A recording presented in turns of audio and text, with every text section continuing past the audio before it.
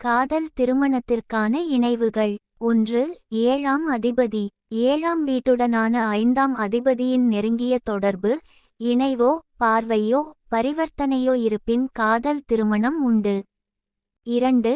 குரு அதிகமாக பாதிப்படைந்து 7 இம் அதிபதி லக்னாதிபதியை விட பலம் பெற்றும் மற்றும் சனி செவ்வாய் அல்லது இராகு 9 இம் வீட்டில் இருக்க. 3.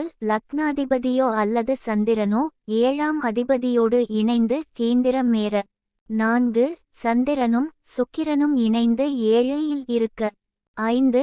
7 இல் சுக்கிரன் இருந்து செவ்வாயால் பார்க்கப்பட. 6.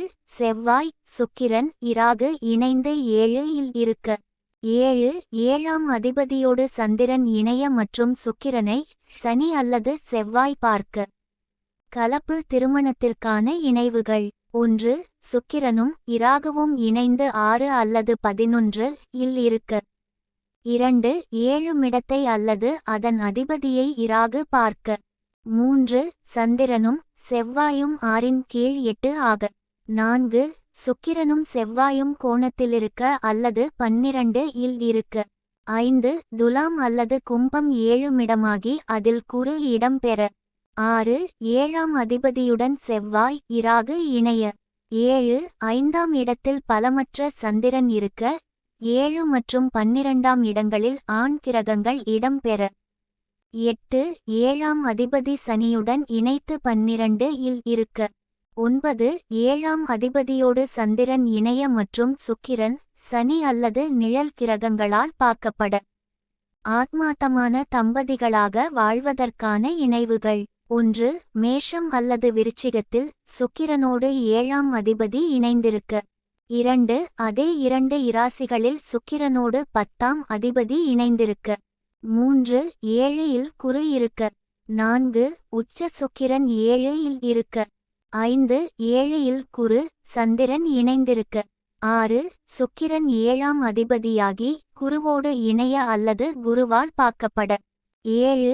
7ஆம் வீடு சிம்மமாகி நற்கோளால் பார்க்கப்பட. 8. சுக்கிரன் 7ஆம் அதிபதியாகி நற்கோள் இணைவு அல்லது பார்வை பெற. 9. கேந்திரத்தில் 7ஆம் அதிபரோடு நற்கோள் இணைவுற. 10. 7ஆம் வீடு குருவால் பார்க்கப்பட. வெற்றிகரமான தம்பதிகளுக்கான இராசி மற்றும் இலக்கண நிலைகள். 1. ஒருவரின் 7ஆம் அதிபதி மற்றவரின் லக்னத்திலோ அல்லது இராசியிலோ இருக்கவும். ஒருவரின் லக்னாதிபதி மற்றவரின் இராசியிலோ அல்லது நவாம்ச ராசியிலோ இருக்க. 2. ஒருவரின் நவாம்ச இராசி மற்றவரின் இலக்கினமாக அமைய. 3. ஒருவரின் 7ஆமிடம் மற்றவரின் இலக்கினமாக அமைய. 4. சுக்கிரன் மற்றும் 7ஆம் அதிபதியின் பலத்தை ஒப்பு நோக்குகையில் இவற்றில் பலமிக்க ஒன்று மற்றவரின் லக்னத்திலோ அல்லது இராசியிலோ இடம் பெற. 5. இராசியிலிருந்தோ அல்லது நவாம்ச இராசியிலிருந்தோ 7 இடத்தில் மற்றவரின் 9ஆம் அதிபதி அல்லது லக்னாதிபதியோ இடம் பெற. 6. சந்திர அஷ்டவர்க்கத்தில் அல்லது சர்வாஷ்டவர்க்கத்தில் எந்த இராசியில் மற்றவரின் லக்னமாகவோ அல்லது இராசியாகவோ அமைய. 7. ஆண் ஜாதகத்தின் லக்னாதிபதி பாகையும் சுக்கிரனின் பாகையும் கூட்டி வரும் பாகையில் பெண்ணின் இராசி அமைய. 8. அதேபோல் லக்னாதிபதி பாகையும் 7ஆம் அதிபதி பாகையும் கூட்ட வரும் பாகையில் பெண்ணின் இராசி அமைய. 9.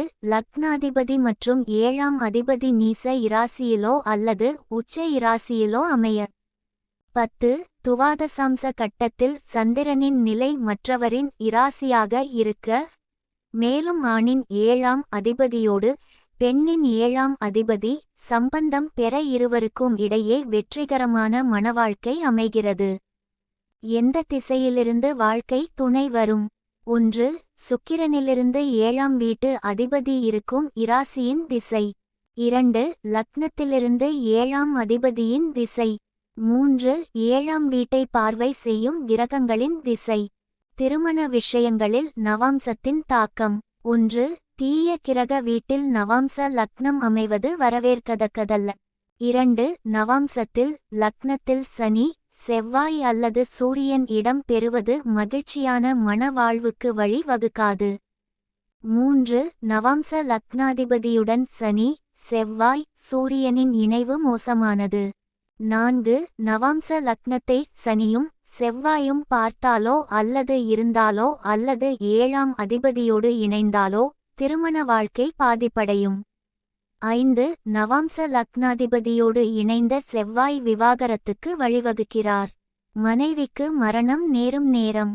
கணவனின் ஜாதகத்தில் 7ஆம் அதிபதி சுக்கிரன் மற்றும் அவர்களுக்கு இடங்கொடுத்த கிரகங்கள் ஆகியவை பலமிக்கதாக இருக்க மனையாளுக்கு பூர்ண ஆயுள் உண்டு. சுமாரான பலம் மத்திய ஆயுள்.